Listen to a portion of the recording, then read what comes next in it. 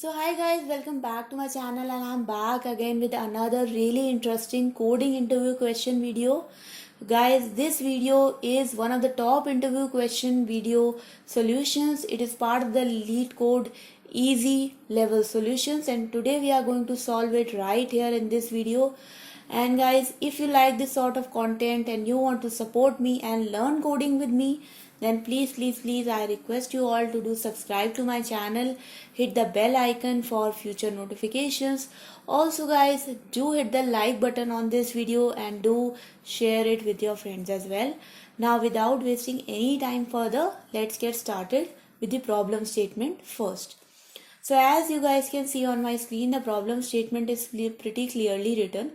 So basically we have been given an array of numbers here and a target value here, and in this array there consists of exactly two numbers, and if we add those numbers we will come to this target value.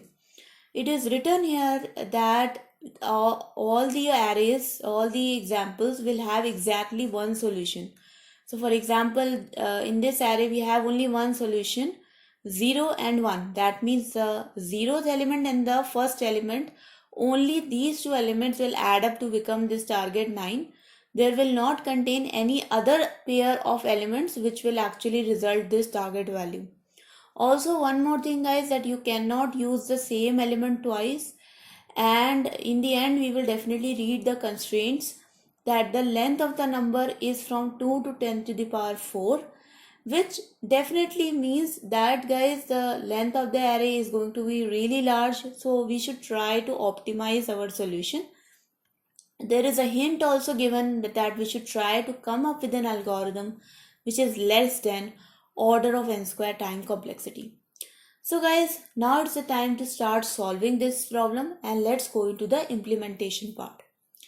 So guys, as you just saw in this follow-up, it is written that try to write an algo which is less than order of n square. But if you think about this problem, if you think about the brute force solution, that comes out to be just compare each and every number with each and every other number. So if I take this 2 and compare it with all the numbers in the array, I will ultimately come up with one number which if I add to 2 will give me 9. Or similarly, if I take, let's suppose, 11 and compare it with all the numbers in the array, I will eventually come up to the conclusion that 11 will not have any combination which will lead up to this answer 9. So guys, this is the brute force solution in which we will run the outer loop which will contain one element and the inner loop which will contain all the other elements, and we will do the comparison and finally return two indexes which will return this target value. Okay, but guys, this is a brute force solution. I will not be implementing this one in front of you, but I will just want to tell you that this brute force solution will take order of n square time complexity. All you have to do is run two loops. But guys, definitely we will try to solve this problem in a much lesser time. So let's go to a and let's go and implement a much more optimized solution. And the way we are going to solve it is with the help of hash map. Okay, so let's create a hash map and let's initialize it. So we will just be having a hash map here, and let's also create our result array. So we will definitely be having a result array with a size of 2 because we are only having two values, two indexes. So now I have initialized both these things, and let's just also write the return statement as well. So return result. Okay. Now guys, let's start with the solution. So first of all guys, we are going to iterate all the elements in the array. So I from 0 to I less than nums dot length I plus plus, and what we will do guys is simply we will take the ith element, and first of all we will going to find the difference of the target and the ith element. And guys, what we are going to store in this hash map this hash map is going to be two integer values. So the key of the map will be the number itself, and the value of the map will be the index of that number. What we are going to try to find out in this array, guys, that if there exists a number in this map, so if there exists any key inside this map which is actually going to be equal to this difference.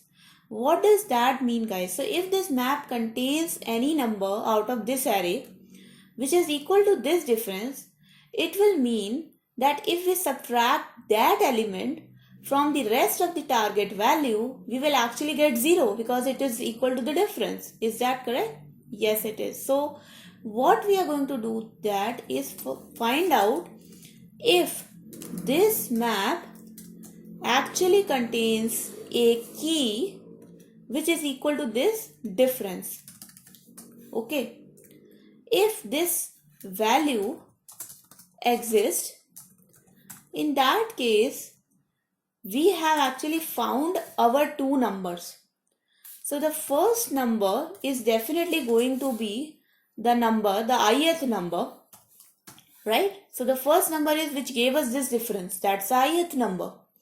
And the second number, guys, is definitely going to be the index of this difference which was present in this map. That means the map.getValue. So map.getDifference. So now, guys, what happens is if there exists any number inside this map which is equal to the difference, we are simply going to set our result values and we will break the loop at this point. But if the number does not exist, definitely we are going to store the number in this map. So map.put, simply map.put nums of I, that means the ith number and the index of the number. So after putting this number in this map, the next time we will go to the next element in the array, we will again compare that if there exists a number in this map which is equals to the difference. If there exists, then we will come to this if condition, we will set our result values, we will break the loop, and finally after this for loop is completed, we will come to our result and we will return it. So after iterating all the numbers, there will be at least once we are going to not at least one, there will be exactly one time will come into this if condition, and you will break the loop and you will find our answer. We would have stored it inside this result array and it will get returned. Now let's run this solution, guys, and let's see if this works. So you can see that the running status is finished now. Okay, so you can see that my answer is 1, 0 and the expected answer is 0, 1. So you can, guys, simply fix this solution by just altering the indexes. So result 1 will be equal to I and 0 will be equal to the difference. And now if I simply run it again, you can see that my answer and the expected answer matches exactly. So let's submit this solution, guys, and then we'll see if it exactly works. And yes, guys, it is accepted. If we click on the details, you will see that its runtime solution is 83.57%. It is beating all the other Java submissions. So guys, definitely you can see that memory wise this solution, it is taking more memory, but most of the time, guys, time complexity is much more important than that of the memory. So I highly encourage you guys to use these data structures like hash maps and hash maps or min heap, max heap to solve your problems, because they tend to help us much tend to perform much better in these kind of problems. So that was it, guys. That was for the video. I hope you learned something from it, and you will practice a lot of coding problems after learning the solution. So guys, do not forget to subscribe to my channel, hit the bell icon for future notifications. Also guys, please do like this video and share this video with your friends as well. And thank you so much for watching, everyone. Until next time, bye bye.